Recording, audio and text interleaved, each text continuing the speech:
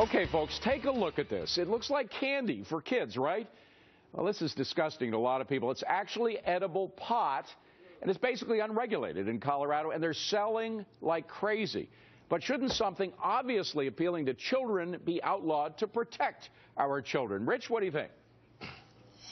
Well, you know, the two Super Bowl teams came from the two pro-pot states, Washington and Colorado. Yeah.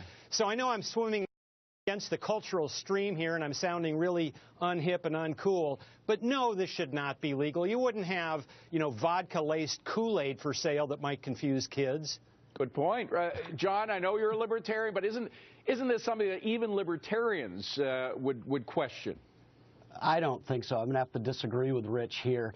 Look, alcohol sales to minors have been illegal for years, but I think we all on this show probably once bought alcohol illegally, and marijuana is no different. We can't expect the government to be our mommy and daddy. This is something for parents to watch over. Passing laws will be expensive and they won't work. But Steve, we have child porn laws against child pornography. We have laws to protect our children, and sometimes to protect our children, you have to deny them rights that adults have, right? Yes, and the law is a teacher on this. If you want to legalize marijuana, fine, but don't go ahead and lace it with candy and things like that. You don't do it for nicotine. You don't do it for booze. And so below a certain age, you're not allowed to even get a nicotine patch without a doctor's prescription. So there have to be restrictions on it. And the fact that people may disobey it from time to time doesn't mean you should just turn your back and legalize it. Parents have a hard enough job.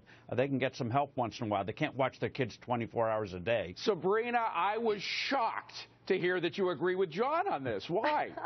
I do. I mean, I agree that there should be some restrictions, but I'm not too concerned about this. Look, I go to the grocery store every week with my kids, and there's candy bars masquerading themselves as yogurt, okay? It is my job as a parent to put the good stuff in the basket and take the bad stuff out. And as kids get older, they need to learn these things for themselves. Parents have to be in charge. I just can't leave this up to the state. I don't even like them to mail my letters, let alone take care of my kids. I know, but Emac, this is not candy. This is a drug, and many people still think it's a very dangerous.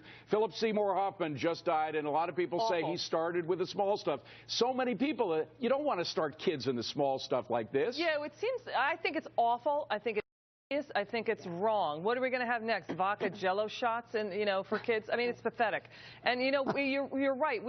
Philip Seymour Hoffman was such a terrible loss. When we continue to lower the bar and lower the bar and lower the bar and just tolerate it and accept it. The thing with pot, it is a drug, and it can be a gateway drug where children and young teenagers turn to harder and rougher stuff. And Rich, to start them on lollipops with this, I mean, forget about it. Yeah, and to my good friend John Towney, I would say a conservative is a libertarian who has kids. Okay, we got to leave it at that. I was just given the rap by the producer. Coming up, the stock surviving and